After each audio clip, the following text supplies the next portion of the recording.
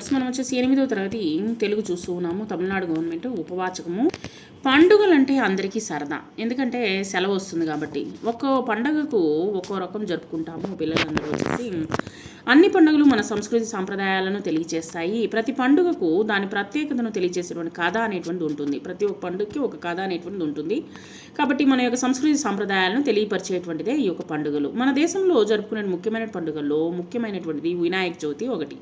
దీన్ని వినాయక చతుర్థి లేదా గణేష చతుర్థి అని కూడా అంటారు. తొందరలో రాబోతుంది. ఈ పండుగ భాద్రపద మాస శుక్లపక్ష చతుర్థి నాడు వస్తుందన్నమాట ఈ యొక్క పండుగ.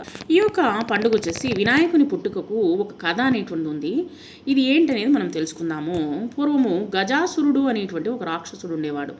అతడు దేవతల కోరిక మేరకు పరమశివుడు గజాసురుడిని సంహరించి కైలాసానికి తిరిగి వస్తున్నాడు అనమాట. అంటే గజాసురుడిని సంహరించేశాడు. కైలాసానికి తిరిగి వస్తున్నప్పుడు పార్వతీదేవికి ఒక శుభవార్త తెలిసింది. శివుడు వచ్చేలోగా స్నానం చేయాలనుకుంది. స్నానం చేసేసుకోవాలి, ఆయన వచ్చేస్తున్నారు అని చెప్పేసి తమ స్నానం చేస్తున్నప్పుడు గుమ్మం దగ్గర కాపలాగా ఎవరినైనా ఉంచాలని అందుకుంది. వెంటనే నలుగు పిండితో ఒక బాలుడిని బొమ్మను చేసి దానికి జీవం పోసిందనమాట. ఒక నలుగు పిండితో ఆ బాలుడిని ఎంతో ముద్దాడింది. పుత్ర, నేను స్నానం చేయడానికి వెళ్తున్నాను, ఎవరిని లోపలికి రానివ్వకుండా కాపలా ఉండు అని చెప్పి వెళ్ళిపోయిందనమాట పార్వతీదేవి.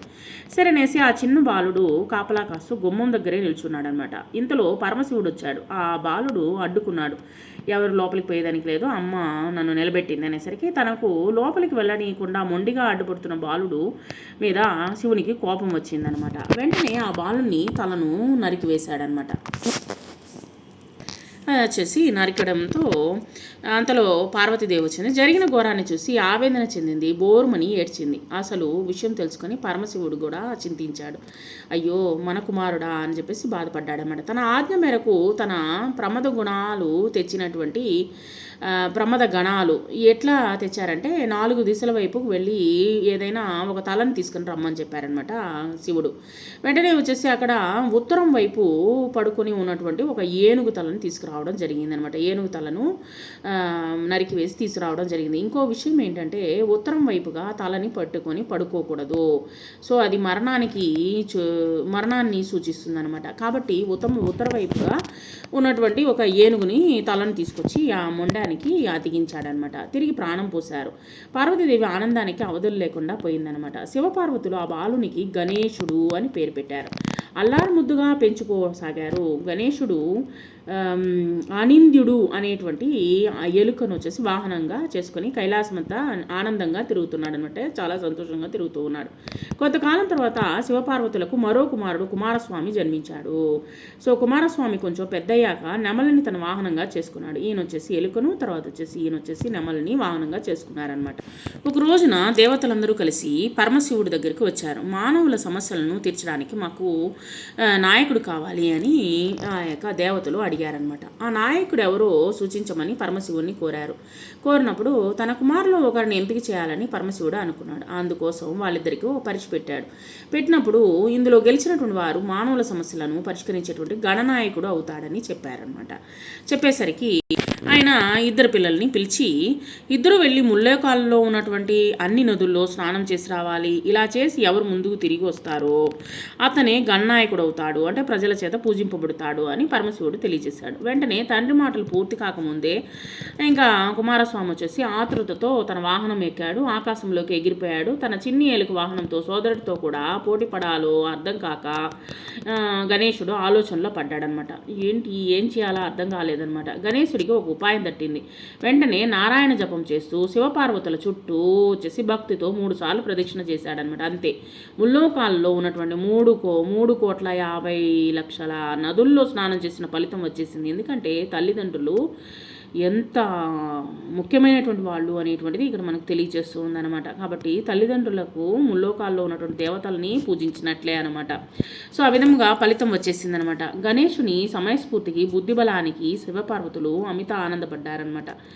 తర్వాత మెరుపు వేగంతో వెళ్ళినటువంటి కుమారస్వామి అలిసి సొమ్మసిల్లి కైలాసానికి చేరుకున్నాడు. గణేశుడు అప్పటికే అక్కడ ఉండడం చూసి కుమారస్వామి చాలా అవాక్కయ్యాడు, అంటే ఆశ్చర్యపోయాడనమాట. నిజం తెలుసుకున్న తర్వాత కుమారస్వామి సోదరా, నీ శక్తియుక్తులను నేను గ్రహించలేకపోయాను. సమస్యలను పరిష్కరించి విఘ్నరాజువు కాదగినటువంటి అర్హత కలవాడివి నీవే అని గణేశుణ్ణి కౌగులించుకున్నాడు అనమాట. అంటే అన్నని కౌగులించుకున్నాడు. ఇలా ఇలా వినాయకుడు గణనాయకుడయ్యాడనమాట. అంటే ఆ రోజే గణేష చతుర్థిగా ప్రసిద్ధి చెందింది. అందుకనే మనం వచ్చేసి ఇది కూడా భాద్రపద మాసంలో శుక్లపక్ష చతుర్థి నాడే మనము జరిగింది. అందుకే మన దేశంలో అందరూ వినాయక చవితి పండుగను ఎంతో విశేషంగా జరుపుకుంటున్నారు. ఆ రోజున మనం ఏం చేస్తాము, మట్టితో చేసినటువంటి వినాయక విగ్రహానికి పూజలు చేయడం ఆచారం అనమాట.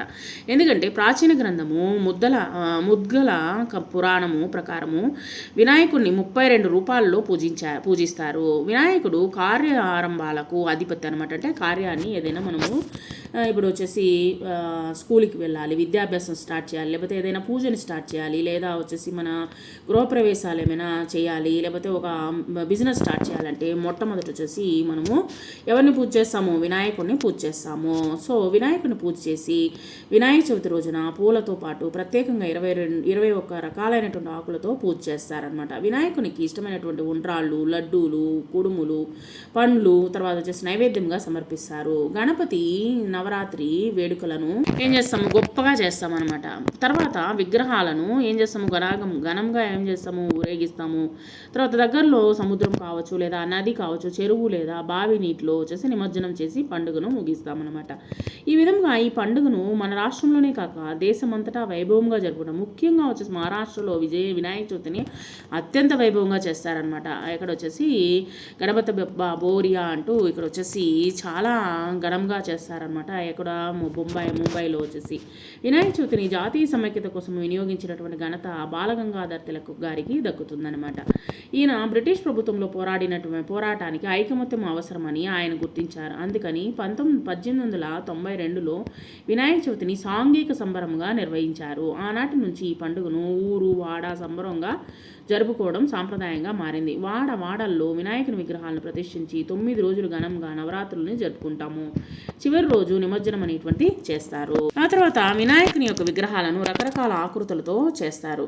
తర్వాత వచ్చేసి వినాయకుని విగ్రహాలను తయారీలో వాడేటువంటి ప్లాస్టర్ ఆఫ్ ప్యారిస్ కృత్రిమ రంగులు నిమజ్జనం చేసేటప్పుడు నీటిలో కలవడం వల్ల మనకు జల కాలుష్యం అనేటువంటిది సంభవిస్తుంది. ఎన్నో జలచరాలు చనిపోతూ ఉన్నాయి. అందువల్ల బంకమట్టితో ప్రకృతి సిద్ధమైనటువంటి రంగులను వాడుతూ మనం వచ్చేసి వినాయకుని విగ్రహాలను తయారు చేయాలి. ఈ పండుగ ప్రకృతిని దేవుణ్ణి అనుసంధానం చేస్తుందన్నమాట. అందువల్ల మనము ఈ పండుగతో పాటు ప్రకృతికి ప్రాధాన్యత ఇవ్వాలి. ఈ యొక్క రంగులతో పూసినటువంటి అన్నీ తీసుకెళ్ళి మనం ఏం చేస్తున్నాము, నిమజ్జనం చేస్తున్నాం, సముద్రంలో వదులుతున్నాం, నదుల్లో వదిలేస్తున్నాము. ఏమైపోతున్నాయి, ఆ యొక్క నదులని పాడైపోయి అక్కడ ఉన్నటువంటి ఆ యొక్క నీళ్ళల్లో ఉన్నటువంటి ఆ యొక్క జంతువులన్నీ ఏమైపోతున్నాయి, చనిపోవడం జరుగుతూ ఉందన్నమాట. వారికి అలాంటివి మనము చేయకూడదు. ఆ ఇతరులకు ఇబ్బంది కలిగించేటువంటి విషయాలు మనము చేయకూడదు. ఆనందంగా పండుగ అనేటువంటి జరుపుకొని పర్యావరణాన్ని కూడా మనం రక్షించుకోవాలి. అలాంటి పండుగను మనము జరుపుకోవాలి అని మనకు ఈ యొక్క వినాయక చవితి మనకు చెప్తూ ఉన్నారు.